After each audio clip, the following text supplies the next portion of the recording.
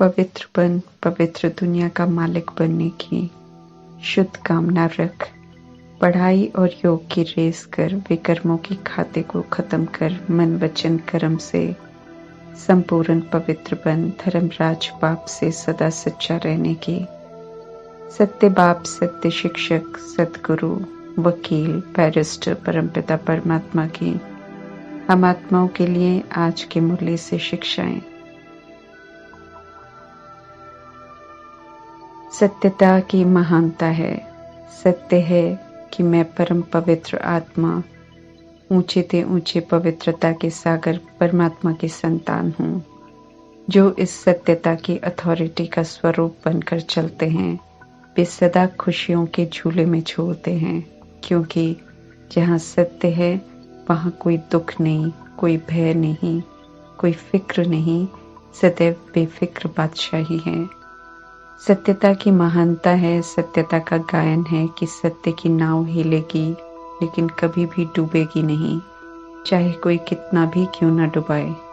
इसी तरह जो सत्यता की अथॉरिटी स्वरूप बच्चे हैं, उन्हें कोई कितना भी हिलाने की कोशिश करते हैं, वे हिलना तो दूर बल्कि खुशियों के झूले में झूलते रहते हैं। उन्हें रूहानी नशा रहता है कि वे कौन हैं और किसके हैं। उमंग उत्साह बढ़ाते हुए परमात्मा समझाते हैं कि विघ्न डालने वाले, हिलाने वाले वास्तव में हमें नहीं बल्कि झूले को हिलाते हैं, जिसे विघ्न और हिलाना नहीं समझना है, बल्कि समझना है कि वे झुलाते हैं, अर्थात और ही परमात्मा के समीप लाते हैं। चूंकि वे समीप लाकर और ही खुशी और शक्ति बढ़ाने के निमित्त बनते हैं, इसलिए बजाय इसके कि उनकी शिकायत करें या नाराज होए, उनका धन्यवाद करना है, ये सोचते हुए कि आप इसी तरह झुलाते रहो और हम परमात्मा के साथ खुशियों के झूले में झूलते रहें। ड्रामा के राज को समझाकर परमात्मा ने सर्व शक्तियों की लाइट दी है, जो सदा साथ रखनी है। ये शक्तियां सदा साथ रखेंगे तो माया को दूर से पहचान जाएंगे, उसे समीप आने ही नहीं देंगे। माया, नकारात्मकता, व्यर्थ की बातें, आलस्य, क्यों क्या के प्रश्न, विस्तार की बातें, चिंताएं, सहन शक्ति को भंग करने वाली बातें, काम, क्रोध, लोभ, मोह का आकर्षण लेकर, ईर्ष्या, द्वेष, बदले की भावना लेकर नए नए रूप में आती है और अंत तक आती रहेगी। देवी देवताओं के रूप भी धारण करेगी परमात्मा से संबंध तोड़ने के लिए। मनमत परमत के जाल में भी फंसाने की कोशिश करेगी। कभी उदास तो कभी विचलित करने वाली बातें आएंगी, लेकिन परमात्मा हम आत्माओं को ओरिजिनल सत्वगुणी स्मृति दिलाकर उसी स्मृति में रहने को कहते हैं। ये सातों गुण हम आत्माओं की शक्तियां भी हैं। इनसे विपरीत बातें आएंगी, लेकिन पवित्र, ज्ञान, सुख, शांति, आनंद, शक्ति स्वरूप होकर रहेंगे तो माया समीप ही नहीं आएगी। इसके अतिरिक्त परमात्मा सदैव कहते हैं कि विस्तार को सार करने की, समेटने की, समाने की, सहन करने की, परखने की, निर्णय लेने की, सामना करने की, सहयोग करने की शक्ति को, परिस्थिति प्रमाण यूज करने की विधि को अपना लो। सदा इन शक्तियों के स्टॉक को साथ रखो तो भी माया समीप नहीं आएगी।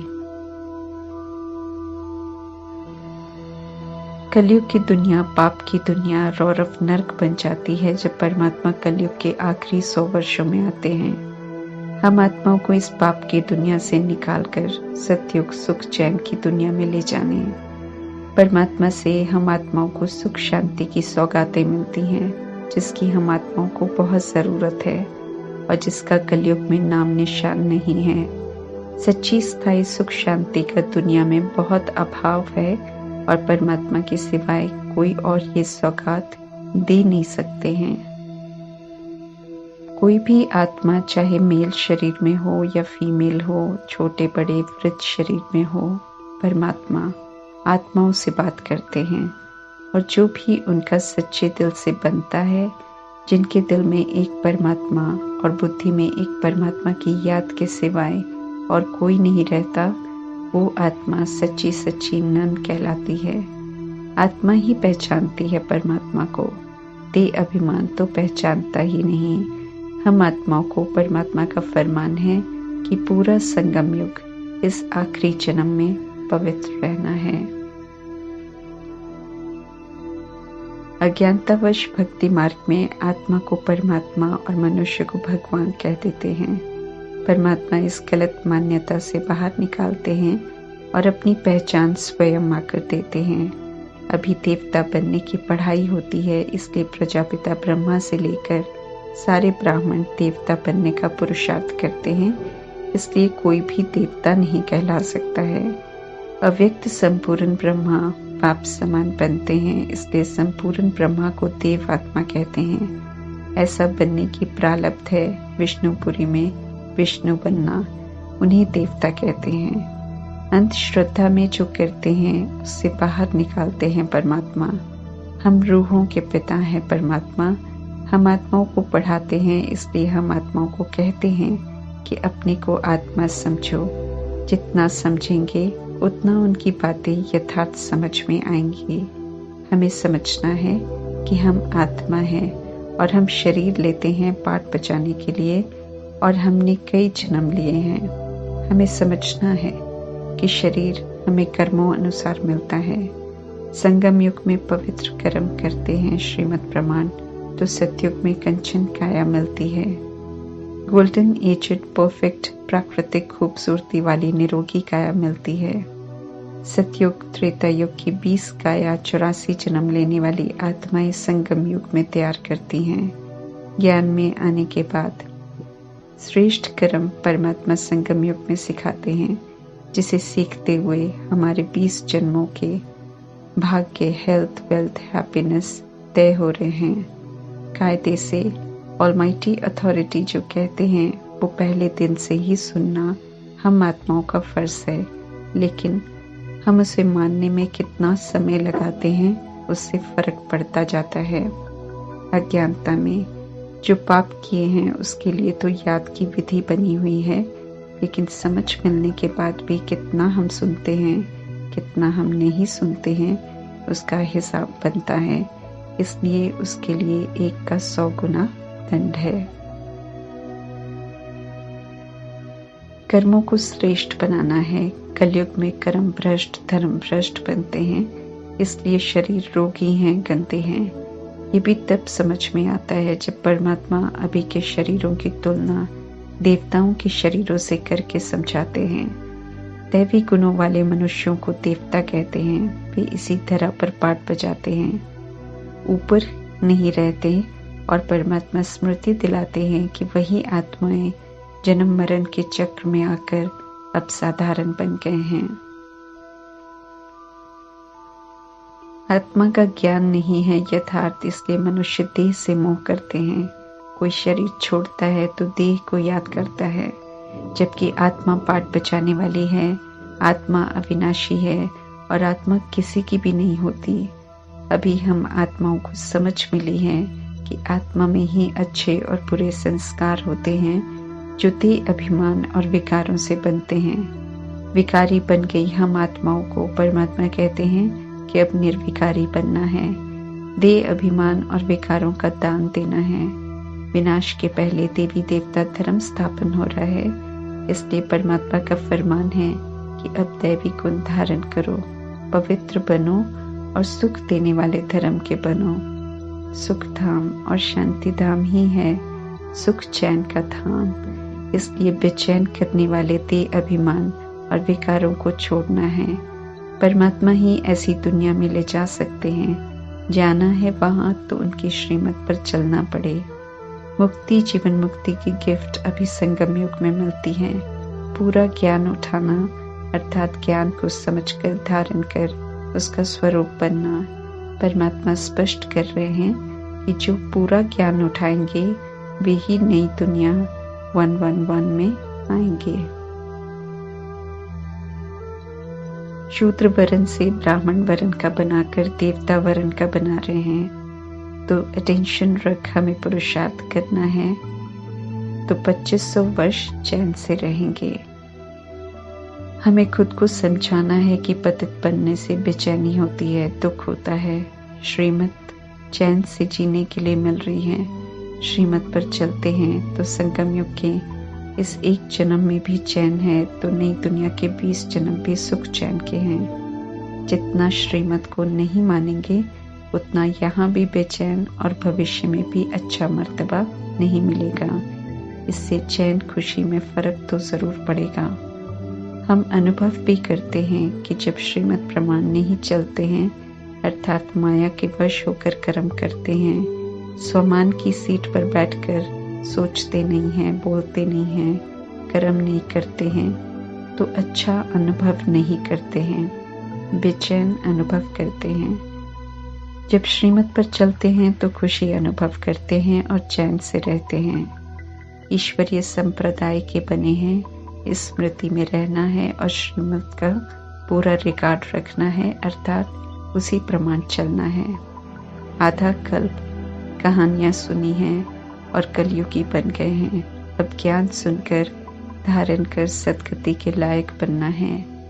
ज्ञान देकर परमात्मा हमारी रक्षा कर रहे हैं, झमघटों की सजाओं से छुड़ा रहे हैं, गर्भ जेल से छुड़ा रहे हैं, सारी सर्वश्रेष्ठ मनोकामनाएं पूरी कर रहे हैं। तो हमें स्वयं को श्रीमत प्रमाण चलाना है। रावण की अशुद्ध पतित कामनाओं की इच्छाएं छोड़कर अब परमात्मा द्वारा शुद्ध कामनाओं को पूरा करना है। पवित्र रहना है, जिससे सुख शांति मिलती है। प्योरिटी से ही पीस, हैप्पीनेस, प्रॉस्पेरिटी होती है। कलयुग में प्योरिटी नहीं है तो पीस भी नहीं है, हैप्पीनेस भी नहीं है और प्रॉस्पेरिटी भी नहीं है। आत्माएं अपने पवित्रता के धर्म को ही भूल गए हैं, इसलिए विकारी पाप कर्म करते रहते हैं। अब समझ देकर परमात्मा पतितों को पावन बना रहे हैं, स्पष्ट करते हैं कि वे ड्रामा के आदि मध्य अंत को जानते हैं, इसलिए जाने जाननहार हैं। सभी के दिलों की बातों को जानने का कार्य नहीं करते हैं। पवित्र रहना है, धर्मराज को सामने रखना है, गलत कर्म नहीं करने हैं, अपवित्र कर्म कर झूठ नहीं बोलना है कि हम पवित्र रहते हैं। इसमें अपना ही नुकसान है। अगर हम अपवित्र कर्म करते हैं, ऐसा करने वाले असुर कहलाते हैं। अभी संगम युग में ऐसा होता है, इसलिए शास्त्रों में गायन है कि देवताओं की सभा में असुर जाकर बैठते थे। मधुबन, जहाँ परमात्मा देवता बनने वाली आत्माओं को, अर्थात जो पवित्र रहकर भगवान से पढ़ने आते थे, उनकी सभा में पढ़ाने आते थे, तो कोई पवित्रता की बात को हल्का लेकर ये कहकर कि वे पवित्र रहते हैं और सभा में आकर बैठ जाते थे, जबकि परमात्मा ये प्रतिज्ञा करवाते हैं कि पवित्र रहना है, फिर आना है। पवित्रता जरूरी है, नहीं तो परमात्मा स्पष्ट कर रहे हैं कि अपना ही सत्यानाश करते हैं अपवित्र बनकर। परमात्मा ये भी स्पष्ट करते हैं कि विकार में जाकर झूठ बोलकर कोई उन्हें धोखा नहीं दे सकता, बल्कि खुद को ही देता है और दंड का भागी बन जाता है। कोई भी गलत कर्म कर लेते हैं तो उसकी सजा फिक्स हो जाती है, फिर उसे ठीक नहीं कर सकते हैं। इसलिए परमात्मा कहते हैं कि खुद का सत्यानाश कर लेते हैं। किसी भी युक्ति से हमें पवित्र जरूर रहना है, ये परमात्मा का फरमान है। पवित्र कैसे रहेंगे, ये तो समझ देकर परमात्मा ने प्रश्न ही समाप्त कर दिया है। पवित्रता आत्मा का स्वधर्म है। सृष्टि पवित्रता से ही शुरू हुई थी। अपवित्रता तो आत्मा का बिगड़ा हुआ स्वरूप है। इसे छोड़कर फिर से ओरिजिनल स्वधर्म में लौटना है। घर में रहते हुए पवित्र रहना है, घर बार छोड़ना नहीं है। निराकार परमात्मा ब्रह्मा तन द्वारा ब्रह्मा की आत्मा को और हम सभी आत्माओं को कहते हैं, पवित्र रहकर सिर्फ एक परमात्मा को ही याद करो। देह सहित देह के सभी धर्मों को छोड़ मुझ एक को याद करो। ये सिर्फ निराकार परमात्मा ही कह सकते हैं, कोई देहधारी नहीं, क्योंकि परमात्मा अपने लिए कभी देह नहीं लेते।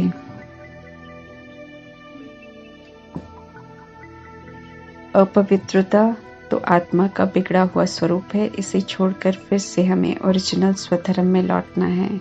घर में रहते हुए हमें पवित्र रहना है। घर बार हमें छोड़ना नहीं है। निराकार परमात्मा ब्रह्मा तन द्वारा ब्रह्मा की आत्मा और हम सभी आत्माओं को कहते हैं, पवित्र रहकर सिर्फ एक परमात्मा को ही याद करो। देह सहित देह के सभी धर्मों को छोड़ मुझ एक को याद करो। ये सिर्फ निराकार परमात्मा ही कह सकते हैं, क्योंकि वे अपने लिए कभी देह लेते ही नहीं हैं। निराकार परमात्मा की याद से ही निराकार आत्मा के 63 जन्मों के पाप कटेंगे। विकारी शरीर में रहते हुए ज्ञान चिता पर बैठकर भूलों को रियलाइज कर हमें पावन बनना है। नॉलेजफुल परमात्मा आप समान हम सभी को हर बात की समझ देकर नॉलेजफुल बना रहे हैं। योग और पढ़ाई की रेस कर जल्दी सतो प्रधान बनना है। साथ साथ सभी तक परमात्मा का पैगाम पहुंचाने की सेवा भी जरूर करनी है। ओम शांति।